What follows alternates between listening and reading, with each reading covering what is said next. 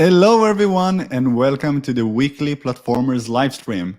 And today we are going to talk about a CNCF working group for platform engineering. And for us, we have one co-host for today. So Carlos Santana, senior solution architect from AWS, is joining. How are you, Carlos, today? Doing great. Looking forward to today's topic, platform engineering. That's How you amazing. I know doing? you're very active, and thank you for joining me. Like it's fun for me to having someone join me for the co-hosting. Sure. Looking forward. Amazing. And we have our guest for today is Dominik Kress. Dominik is a product manager for Giant Swarm, but also very active member of the working group in the CNCF for platforms. Hey, Dominik, how are you today? How you doing, Hi Dominic? there. I'm great. I'm really looking forward to not just watching into a platformer stream, but actually being on the other side now. So let's see how that works. Where you visiting us from? Where you located, Dominic? I'm in How's the Berlin weather? in Germany, and the weather is currently not knowing what it wants. So it looks like rain, it looks like sun. Let's see what happens. I, Good, good. I'm in North Carolina, East Coast of US, and it's sunny over here. So summer is here for us.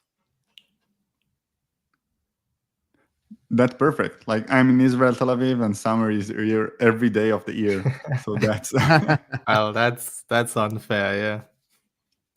so that's perfect. Like when we started, like a few months ago, I remember I went to the CNCF Slack channel and I saw the CNCF working group for platforms, and I saw you there, Dominic, and maybe you can give us some for the audience joining us, like what is the CNCF working group for platforms, and what do you do there? Sure. I mean the name is the program, right? So it's a working group that works on platforms.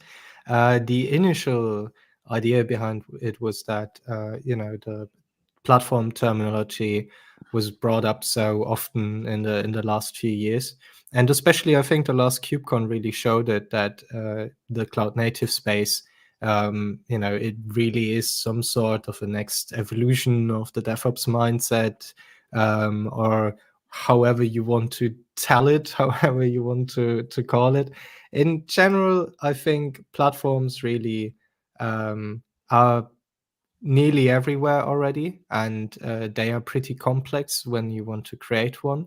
And there's a lot of things that still need to be discussed on, what good patterns are there. I mean, looking at Carlos, I think you're also active in Canoe, right? Which looks at the typical platform stack, which is also very interesting discussion.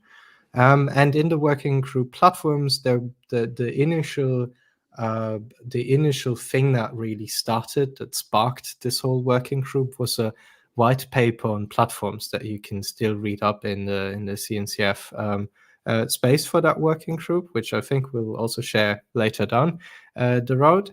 And in that, the question was like, what is even a platform, or what is platform engineering in specific in the cloud native space? And from that, we started to begin talking more about the underlying concepts of platform engineering, and without doing the typical kingmaker thing from like, here's a stack, that's the tools, that's the platform, more to what is general ideas that are behind it.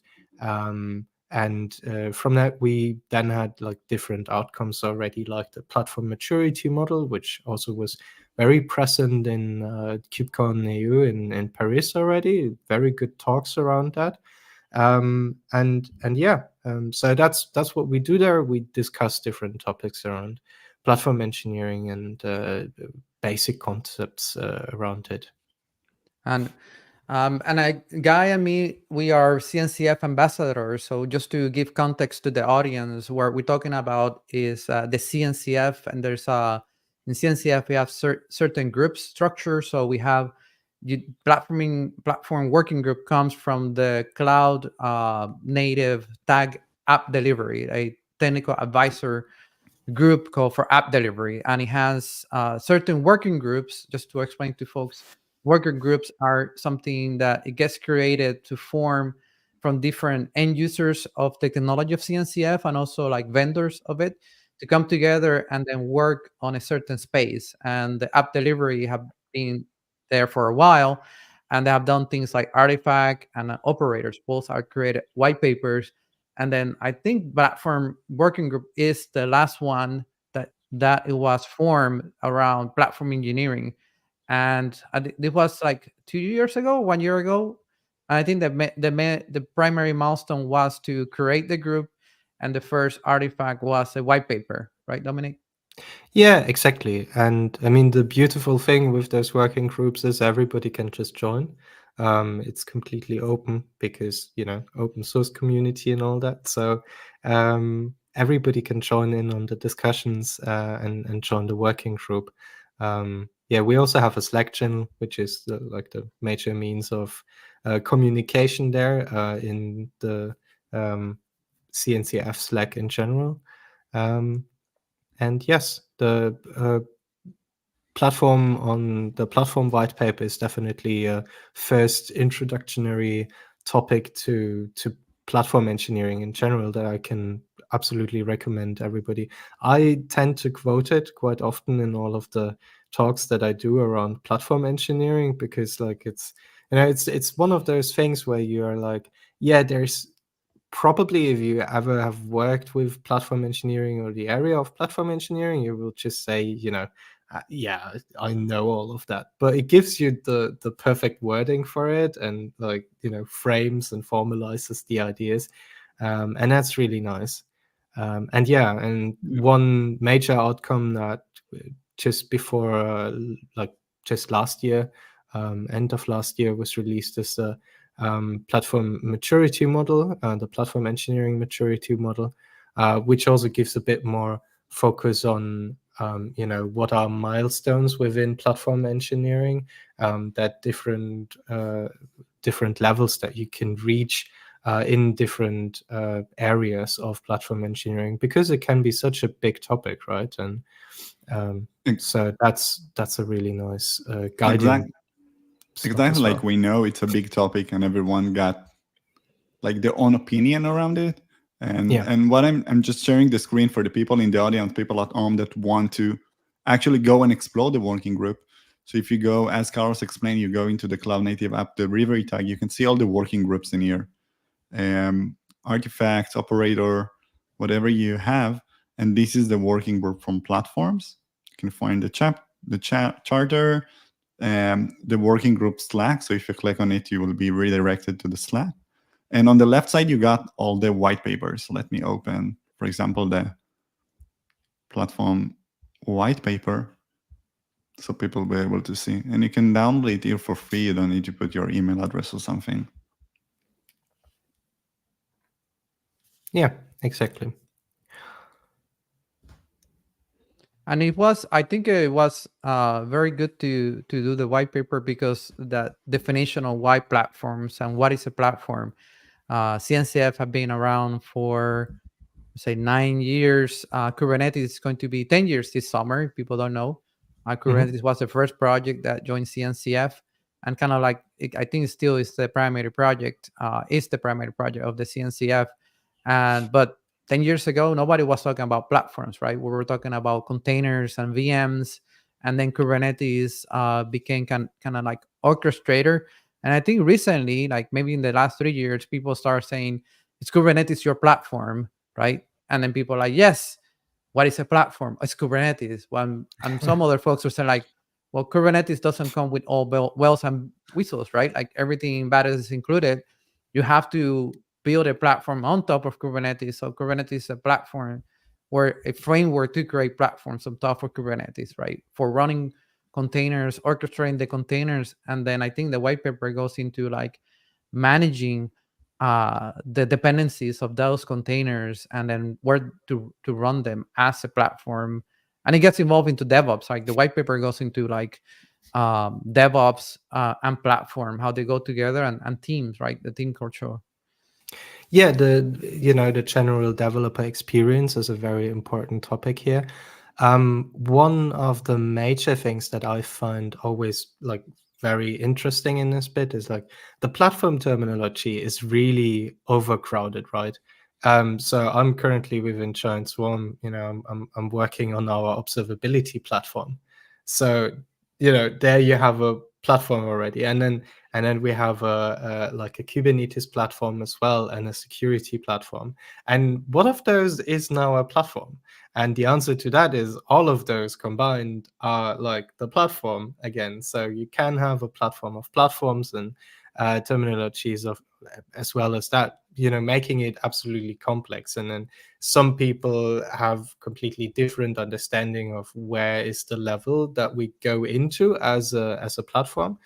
And one interesting concept for me is always like also from within the white papers that we have there, that a platform is basically one single entry point that is a collection of different capabilities. So your initial platform should be focused around the developer experience and really make the developer experience as nice as possible. And one major point for that is that you can find everything in one place that you need for your developer journey there. And then you have different capabilities that that come into play and that are then explorable within your platform. And then it's the typical, so is Backstage a platform? Where you can just be like, no, your platform is the portal, which is Backstage, but also capabilities that are provided through that portal. So and that really, I think, is a very helpful definition of those platforms, or a frame of those platforms, because then you can say, all right, what's my journey, what's my capabilities that I provide to my engineers, and how can I bind them together into a coherent story that I want to tell to them, a coherent journey. And then one point. Oh, go ahead, Guy. Go ahead, Carlos. Go ahead. No, I was going to see if we can go deeper on these first point. I think for the second topic that we have was platform as a product. What does that mean? Because I thought a lot of people think that is you're doing DevOps inside an organization, and your product is the software that you produce. Could be a website, it could be a bank app.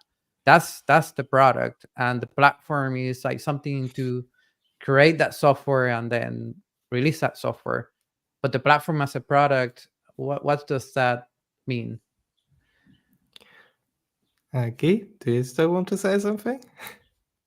No, that's Okay. That's the direction I want to take it. Go ahead. Good. All right. So both of your questions, nice. Platform as a product is a really good buzzword for that.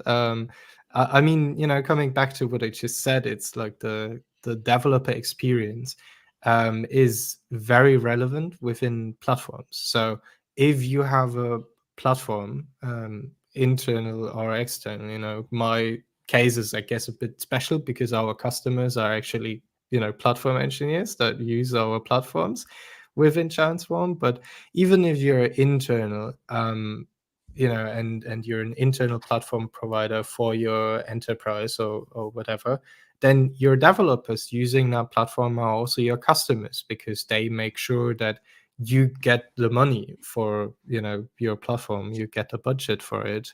And this change of this change into platform as a product and treating your platform like a product is a really important one. Within our maturity model, we identified that the typical shift between, like, it's a 4-level maturity model, and the typical shift between level 2, where your product is more like an ad hoc project that has it goes for a year and there's no clear that clear of a value and money relation between that, to level 3. If you scroll a bit up, you can see the table where we just give an overview over the different levels. Yeah, exactly that table. That's like our typical maturity model. And you can see that first stage is provisional. So, it's just, we need some sort of a platform. We need some sort of different capabilities within our corporation that are managed in somewhat of a central place. So that's like the very first maturity that most companies have to organize whatever sort of a platform. Then you set some dedicated, more centralized team onto it, and at some point, between level 2 and level 3, you treat your platform as a product that was identified as a typical very important step within your maturity, which is, it just shifts away from somebody gives me a ticket, and in a ticket they write, I need a Kubernetes cluster, to what's the underlying problem that they actually have, that we need to solve. They don't just need like 20 Kubernetes cluster, they potentially need like different environments for their dev and production clusters, or their dev and production environment. And then you just switch around, and you're not just working what people throw over the fence, but you actually proactively go on the hunt for what's the value that you can bring to your internal users, which are your customers in that end. And you talk to them, you find out what is the actual user experience, the user journey through your platform product, and then improve based on that, improve your product, and with that improve the value that your product, that your platform actually delivers. And that is really important in your platform maturity. Yeah, I will just try to explain for the viewers like how to read the table, because Sure. what we did is that I switched on the behind the scenes from the previous white paper to this one. So the previous white paper was more focused on what definition of the platform, and when we moved to the majority model, it's a different white paper. You can get it on the working groups too, and those are the pillars, and those are the levels. Exactly. Yeah. So just for people to understand how to read that. And Dominik, like what do you think is the main, like level 1 is pretty, I know, DevOps, like how we used to work like years ago. But when do you think is the biggest step or the biggest milestone, and that you gain the value of a platform by actually achieving this level? I mean, the big thing with the maturity model is that you're not coherently, or potentially you're not coherently all in one level in every dimension of your platform, right? So in the investment part, you could be like in operational, but then your adoption is already intrinsic pull, or your people, your users can really participate in your platform, or in your platform development, so you can be even in optimizing there. So you can be in different states of the different dimensions, because as we said, platforms can be really big and really complex in that sense. So that's one important thing to say. And and the second thing is, it is not always viable that you always reach like level 4. So some companies could already be very happy with a provisional maturity of their platform, or an operational. I'm a bit biased here because I work within the product as a platform as a product initiative within the working group. So I really like, and I'm myself a product manager, so I really like treating your platform as a product, and I think switching also to a self-service solution for your customers, really putting the developer experience in the focus of your platform, that really kicks off your platform into really, really next level in how people will like it and how they will use it. So I always say, the move to scalable or to level 3 is for me the most important for most of the use cases for internal platform engineering. And one aspect, and then because the thing is, we use the word sometimes. Actually, we use the word platform to describe a platform, right? And it becomes very abstract for some individuals. So maybe an example of tooling, for example, like if you are delivering software, maybe you in this container space, or let's say for Kubernetes, you may have inside your organization 3 tools or 3 things that you need to deliver that software. And one could be a Git server. And let's say that that organization cannot use any public provider or any public service, like everything in-house in servers and in computers, in laptops. So you need a Git server for 100 people, and you need a Jenkins to run CI/CD, and then you need another server to store the software, like artifacts. I store Maven, npm packages, container images, which are like new artifacts. And if the organization is going to have those 3 services or tools inside the organization, is how much do we invest? Do we have 3 computers running those 3 services and that's it, right? So the first one is investment. Or do we have to dedicate 1 person or 2 people to support those 3 things? Do we treat it as a product? So are we going to like make sure that the Git server, the Jenkins is like free of security CVEs, right? I'll make sure that is running on the weekends, right? I'm just talking join the first row, or maybe we turn it off on the weekends to save money, right? So as a product, and then as a product is, can people open tickets and complain that the product like is not working or they want enhancements? So I think that that's product thinking, right? And then the ecosystem optimizing is like, can we optimize these 3 services by moving to a better technology, right? From going from this Git product to this other one, or from the open source from a vendor, or optimizing like how do we utilize auto scaling to run those services, right? So that's the maturity level of investment of how do you invest for those 3 services. So as the product is kind of the product thinking, like you need to invest with like hardware, computers to run that software, with people to actually like configure and making it up and maintain it, and then with like those maybe individuals also optimize and running software to maintain that. So it becomes an internal service, right? An internal platform to deliver the software. I'm not talking even running the apps or testing, just like 3 things, right? 3 basic things: Git, artifact, and the CI and a CI system. Can you describe more like a product thinking of like somebody has something like that?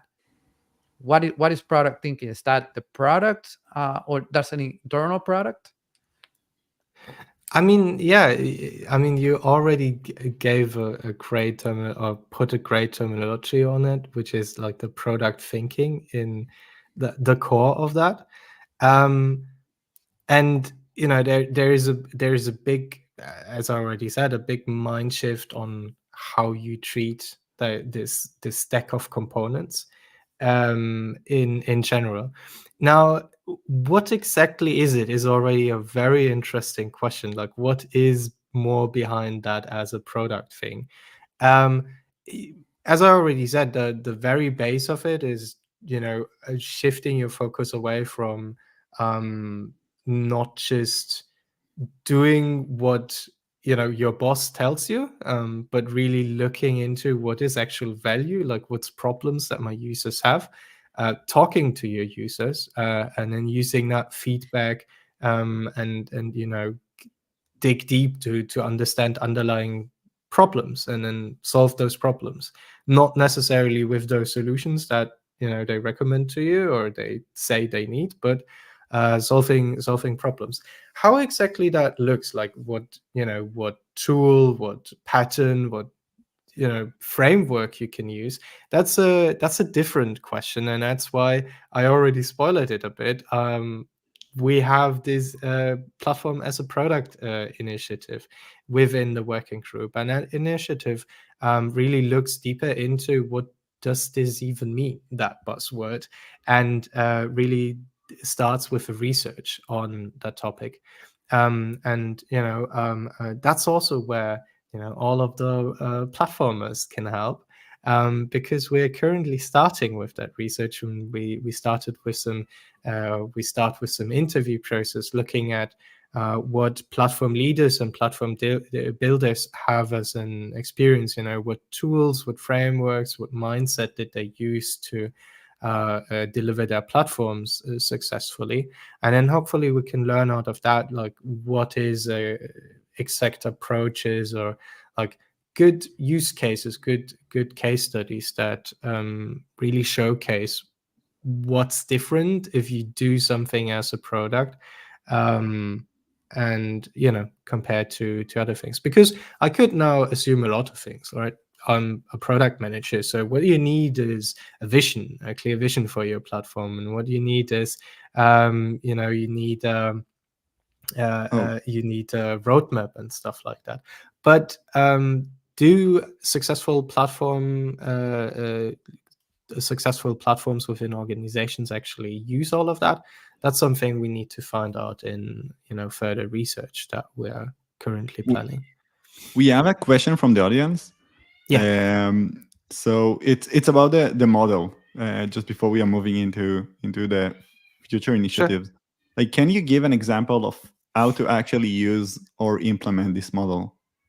The maturity model. Yeah, sure. Yeah. I mean, one really good example, or one really good thing that you can do with it is like basically get a good overview on where you are. Use it as a model for yourself to just put yourself into the different levels in the different dimensions that we have there. And what you can also put in there is look at what what you want to achieve for it, like where you want to be, and then you have some pointers, because down in the white paper there's like also a bigger explanation of what those individual dimensions and really mean, or the different levels for those dimensions mean. And that can be really some pointers for you on how to work on. For example, let's go back to our level 1, which is financing. Carlos, you already got a really good example. You have like 3 different capabilities, 3 different services that are in your platform somewhat, and you can now identify with these teams, or the team, if it's just one, if it's even a team and not just capabilities brought in by different teams that work just part-time on that. And that's something you just look through it. You look what closest explains your individual setup.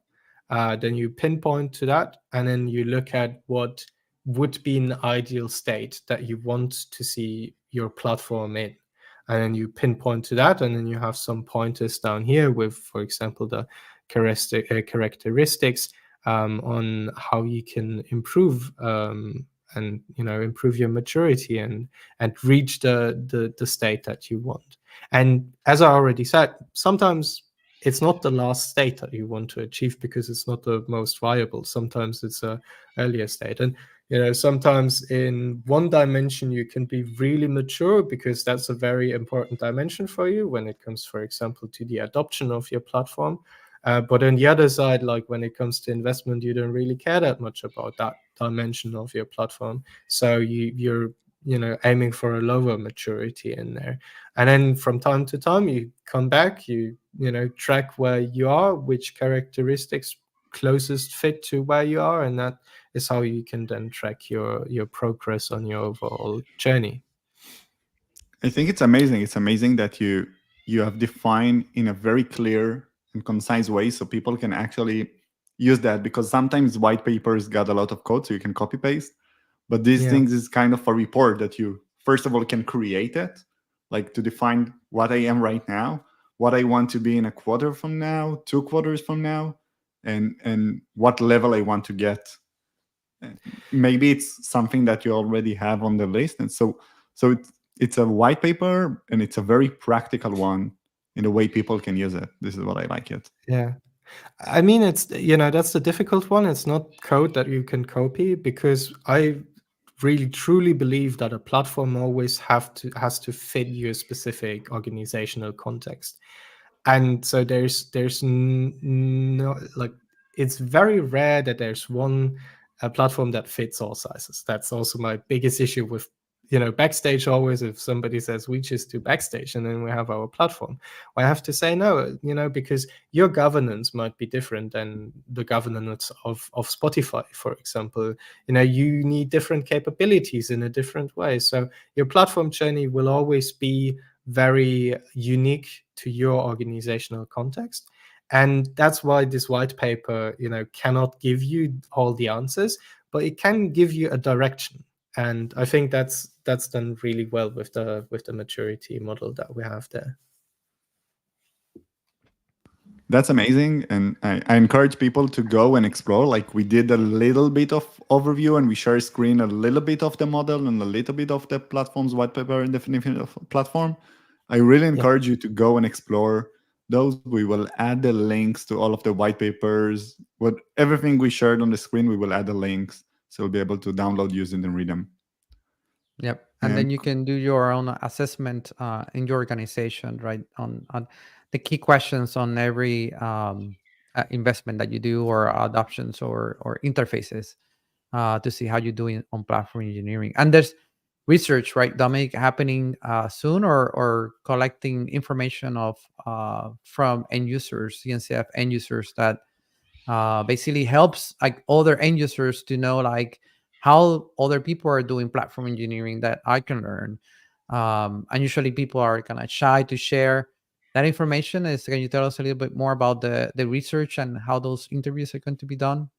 Sure. So, we talked a lot about the maturity model now, but, and how it gives directions and characteristics. But as I already said, like, some of those points are still pretty vague. So we need to put more meat on it. And I'm saying that as a vegan, but no matter. So, you need to bring more context and more direction into that, like more details. One thing that we also already talked about is like this as a product change, which is a really important one. And a really big one. We also had before KubeCon, we had KubeCon Paris. We had this platform coffee early in the morning. I think you also joined one, Carlos, right? Which was like 7 a.m. Whoever had that idea, but a lot of people came, and that shows again how big the topic is. And a lot of people were discussing around the topics of like, what does product even mean? And that led to to this initiative that we said, all right, let's dive deeper into the question of what is platform as a product, and really do some research around that topic. There's 2 major outcomes that we are currently working on. One was that we learned that we have a lot of assumptions on what people understand as product thinking, for example, and that people already know you should talk to your users, and you should learn from your users. But that was sadly something that not everybody understood already. So there's some maturity again. So we're working on a blog post series to really discuss the topic on what is product thinking and how you can use product thinking within the space of platform engineering, but very basic. And then there's the other topic on, within the platform maturity, what is actually an approach, an as a product approach within platform engineering that is working out for a lot of organizations and is working out for successful organizations. And that's something that we want to find out with interviews that we do, like we created an interview script and have like this whole neat little interview process. We also have a graphic that shows how we want to do the research in general, because it's a very interesting topic for for the CNCF in general, how we can do research, like interview-based research. So And give me 1 second and I will share it. Sorry, my sure, browser sure. just crashed, so all my tabs gone. So give Oh, me you No have the a link? problem. minute just to show my screen.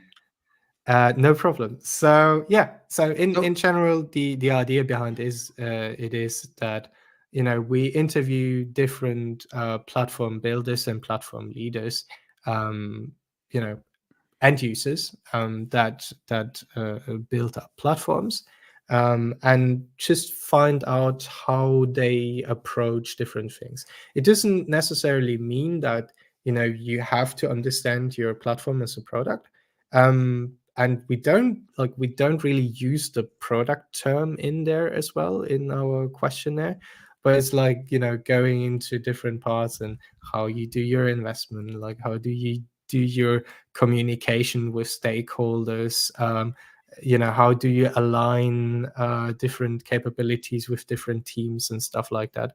So the outcome of it will definitely be some insights in potential product management within the platform engineering space.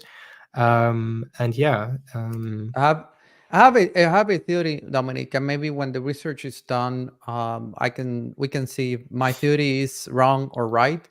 And sure. my theory is that you said that these platform teams in charge of like building the platform internally don't know much about product or product thinking. And my theory is because they are inside a large organization and there's another team or organization that is in charge of delivering the product of that company, right? So, and even to the sales organization that deal with customer and dealing with customer experience, like customer obsessed of like dealing with our customer, that interaction with customers or customer consumers, like in that they have the experience, and this product team is building software. So that organization maybe has good product because it has good customer experience coming from good documentation for the consumers. Consumers can ask questions, find what are the next features in the next roadmap. When the customer first interaction type of thing, so when they first use the product, a week or 2 days later, they get an email for like follow-ups or surveys, right? And then measuring our like customer using it, are they making value? Like all that information usually or knowledge is from the people that build products and sell products, like sales organization. Like how do you get more customers or how do you retain the customers that are happy? And in this other organization is creating software. So their consumers or customers are like developers or engineers, and they don't have this muscle, right, that this organization have.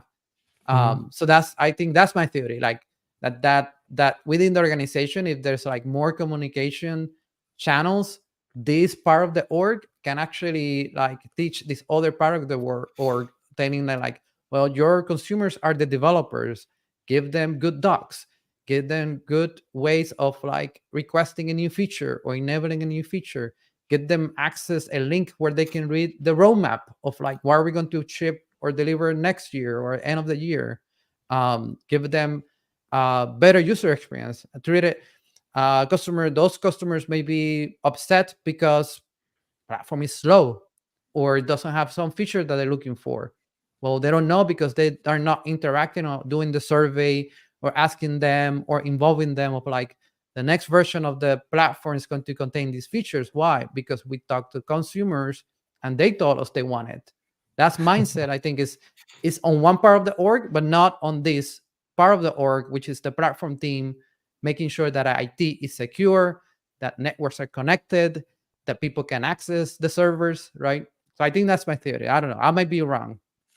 Yeah, I mean, I guess there's a lot interesting things to find out. For example, I assume that talking to users is so much easier for platform teams because your user are internal, engineers. You know them. You were on the last Christmas party, drunk a couple of beer with them. So talking to them should be way easier, and getting feedback from internal users should be way easier than, for example, getting in touch with external customers where some sales is in between, or some solution architects. So that also is an assumption that we need to verify there. I'm verifying it every time I give a talk. Like, I don't give that many talks, but when I give a talk on CNCF or DevOps conferences, I usually say, like, how many are platform engineers? And a lot of people ask it, answer, raise their hands, or DevOps engineer. Okay, in the last meeting that you had, like talking about improving the platform, how many developers were sitting in that meeting? And people say no developers. So if there's no developers, that's your consumer should be in that meeting, right? It's not that easy to get that platform team talking to developers, as you assume. Different orgs have boundaries, right?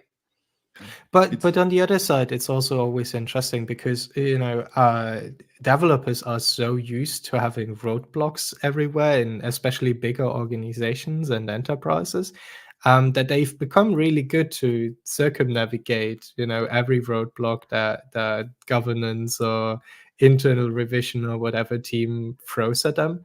And if your platform also becomes just another roadblock for them because you don't talk to them, and they will find ways to work around it, and then you have like a river, right? They will go with the less friction. Exactly. And then you definitely have lost the battle there, because if you don't get the adoption rate within your organization, then adoption is key. Yeah, absolutely. Cool. So we see the graphic here for the research, which is also pretty interesting because how do you do research within open source that is GDPR compliant and like anonymous and all of that. I'm German, so GDPR pretty important for me as a topic in general, and data protection. Can't have enough data protection. So what we're doing is, like, we have different interviewers or people that are interested in doing interviews, and then we have different interviews.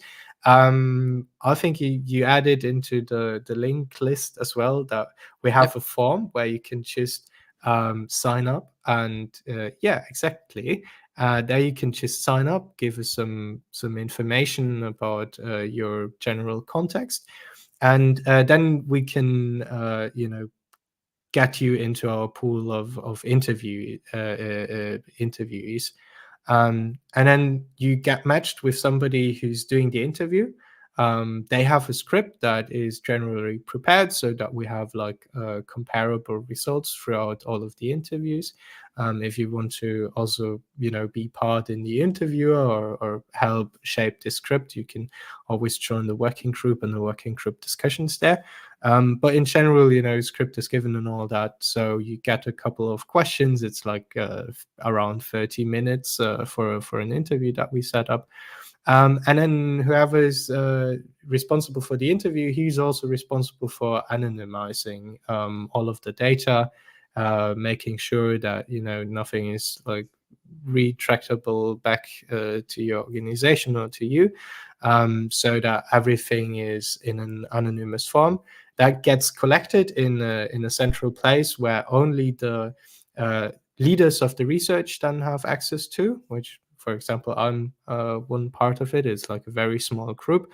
We verify all of the anonymization and all of that, and then bring it in a form that we can actually start working on it, and then a different team that can consist of the same people, but like a different team is then working on getting good insights out of the research results.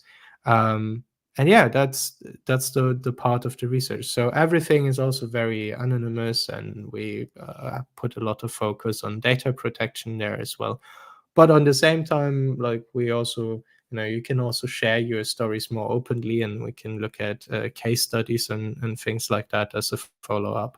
But for the research, we're really looking into, comparable results, and then make sure that those are anonymous as possible.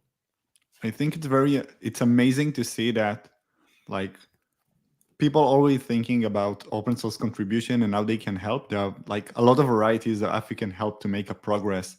And if you want to make a progress in platform engineering, making sure that your like opinion matters and people will listen to what you have to say, and you would go into that research. I think it's amazing opportunity to contribute to the open source community, but without going into issues or code. Just go into fill in the form, put in 30 minutes for a meeting for interview, and that's it. And this is amazing way, because the next platform white paper will be better. Yeah. And someone was asking like how to use the maturity model. So maybe this is a free way, an easy way in 30 minutes, right? You can evaluate yourself of like getting a scorecard of like, I'm level 1 here, level 2 here, level 3 here. And you can go back to your organization saying, I had a 30-minute meeting with the working group, and these are our levels, these are our grades, how we're doing, and where do we need to improve. Yeah, and it's also giving back, right? So you can give us half an hour of your time, and you get all of the stuff for free, right? And you help shape it, and that's really important, because like all of that information, that's the relevant part that informs all of our work. Everything else would just be, guessing. So in that sense, this data is a very, very important contribution, or your experience is a very, very important contribution to those working groups. Amazing. So we almost ran out of time. Any last words or something last that you would like to share, Carlos, Dominik? Carlos? I think check out the form and submit. Like 30 minutes can help you a lot with talking with some of these experts. Like these are experts that are doing platform engineering, or vendors, or they have experience in this area. So I think take advantage of that. Yeah, absolutely. I can just sign that as I would be really happy to see a couple of platformers in there as well. And I can promise you I can come back with any interesting research results, and then we can talk about the results of that research, and yeah, see what we can learn out of it. We would love to review together the results of the white paper and the research, and we would love people to join the research. We will also post that in our newsletter. Yeah, So it'll be interesting to see those that have a good grade, right? What are the things that they're doing so we can copy them? But also for those who have like a bad grade, like what's anti-patterns is also always important. Yeah, true. Cool, amazing. Carlos, Dominik, it was a pleasure to be with you today. Richard. Thank for everyone for joining and watching. Make sure that you sign up for the form, and making sure that you're getting involved with the working group for platform, working with platform in the CNCF community. And that's it for today. Thank you everyone very much. Bye bye. See you next time next week at the next live stream. Yeah, next live stream. Bye everyone.